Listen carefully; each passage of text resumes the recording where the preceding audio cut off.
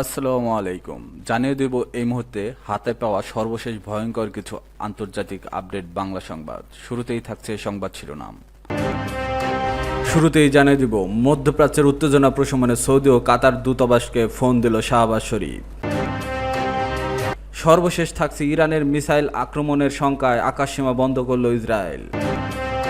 এখন শুনছিলেন সংবাদ শিরোনাম, এবার বিস্তারিত। প্রিয় দর্শক, আপনি যদি এই চ্যানেলে নতুন হয়ে থাকেন, ভিডিওটি দেখতে দেখতে চ্যানেলটি সাবস্ক্রাইব করে আমাদের সাথেই থাকুন। মধ্যপ্রাচ্যে উত্তেজনা প্রশমনে সৌদি ও কাতার দূতকে ফোন শাহবাজ শরীফের।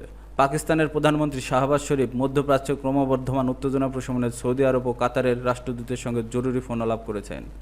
পাকিস্তানের পক্ষ থেকে আঞ্চলিক শান্তি ও স্থিতিশীলতার প্রতিশ্রুতির কথা পুনর্ব্যক্ত করেন তিনি। এই প্রতিবেদনে খবর দিয়েছে ARY নিউজ।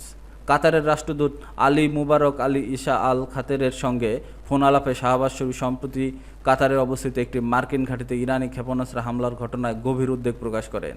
তিনি উত্তেজনা নিরসনের জরুরি প্রয়োজনীয়তার উপর জোর দেন এবং কাতারের সরকার ও জনগণের পাশে পাকিস্তানের অকণ্ঠ সমর্থনের আশ্বাস দেন। পাক প্রধানমন্ত্রী শাহবাজ দ্রুত সাড়া ও সংগতি স্বাগত জানায় কাতারি দূত। একই দিনে সৌদি রাষ্ট্রদূত নওয়াব বিন সায়েদ আল মালিকের সঙ্গে আলাপকালে শাহবাজ শরীফ মধ্যপ্রাচ্যের শান্তি রক্ষার কূটনৈতিক সকল পথ অনুসন্ধানের প্রতিশ্রুতি দেন।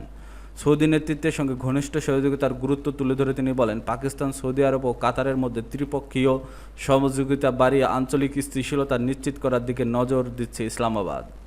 পাকিস্তানের এই কূটনৈতিক প্রচেষ্টাকে সাধুবাদ জানান সৌদি রাষ্ট্রদূত এবং শান্তি প্রতিষ্ঠার যৌথ উদ্যোগের প্রয়োজনীয়তার সঙ্গে একমত পোষণ করেন তিনি। এই আলোচনা এমন এক সময় হলো যখন কাতারের মার্কিন ঘাঁটিতে ইরানি হামলার পর মধ্যপ্রাচ্যে নতুন করে অস্থিরতা ছড়িয়ে পড়েছে। যুক্তরাষ্ট্র এরই মধ্যে ইরানের গুরুত্বপূর্ণ পারমাণবিক স্থাপনায় হামলা চালিয়েছে এবং ইরান পাল্টা প্রতিরোধের ঘোষণা দিয়েছে। এই প্রেক্ষাপটে পাকিস্তানি প্রধানমন্ত্রী শাহবাজ শরীফের সক্রিয় কূটনৈতিক তৎপরতা পাকিস্তানের বৃহত্তর পররাষ্ট্রনীতিরই অংশ, যেখানে মধ্যপ্রাচ্যে শান্তি ও সংলাপের অগ্রাধিকার দেওয়া হচ্ছে। এদিকে সোমবার বিশ্বের বিভিন্ন এয়ারলাইন্স মধ্যপ্রাচ্যগামী ফ্লাইট কতদিন স্থগিত রাখা হবে তা নিয়ে পুনরায় হিসাব নিকাশ শুরু করেছে। যুক্তরাষ্ট্রের ইরানি স্থাপনায় হামলার পর আকাশপথ নিরাপত্তা নিয়ে নতুন করে শঙ্কা দেখা দিয়েছে। ইরানের মিসাইল আক্রমণের শঙ্কায় আকাশসীমা বন্ধ করল ইসরায়েল। ইরানের ছোড়া ক্ষেপণাস্ত্রের হুমকিতে প্রেক্ষিতে ইসরায়েল তাদের আকাশসীমা সম্পূর্ণভাবে বন্ধ করে দিয়েছে। মঙ্গলবার ভোরে ইরানের পক্ষ থেকে নতুন করে হামলার পর এই সিদ্ধান্ত নেওয়া হয়। ইসরায়েলি জরুরি সেবা সংস্থা জানিয়েছে, ইরানের এক হামলায় বেয়ার সেবা শহরে 4 জন নিহত হয়েছে। আগের হিসেব অনুযায়ী মৃতের সংখ্যা ছিল 7 জন, কিন্তু পরে সংশোধন করে বলা হয় মৃতের সংখ্যা 4 জন। এই হামলাগুলো এমন এক সময় হয়েছে যখন দুই দেশের মধ্যে একটি অস্থায়ী যুদ্ধবিরতির কার্যকর হওয়ার কথা। যুদ্ধবিরতির জন্য বেঁধে দেওয়ার সময়ের ঠিক শেষের দিকে এসে এই হামলা করে ইরান। হামলার পর দেশটির পররাষ্ট্রমন্ত্রী আব্বাস আরাকচি মন্তব্য ইরানের অবস্থান স্পষ্ট করেছে। তিনি বলেন, ইসরায়েল যদি বিমান হামলা বন্ধ করে তবে ইরানও হামলা বন্ধ করবে। স্থানীয় সময় মঙ্গলবার ভোর 4টার পর এই হামলা শুরু হয়। এরপরই ইসরায়েল সরকার সব যাত্রীবাহী ও জরুরি ফ্লাইট বন্ধের ঘোষণা দেয়। আকাশে থাকা কিছু বিমান ভূমধ্যসাগরের উপর ঘুরতে থাকে, কারণ তারা নামার অনুমতি পায়নি। এদিকে যুক্তরাষ্ট্রের প্রেসিডেন্ট ডোনাল্ড ট্রাম্প ঘোষণা দিয়েছে, ইসরায়েল ও ইরানের মধ্যে 24 ঘন্টার মধ্যে সম্পূর্ণ চূড়ান্ত যুদ্ধবিরতি কার্যকর হবে।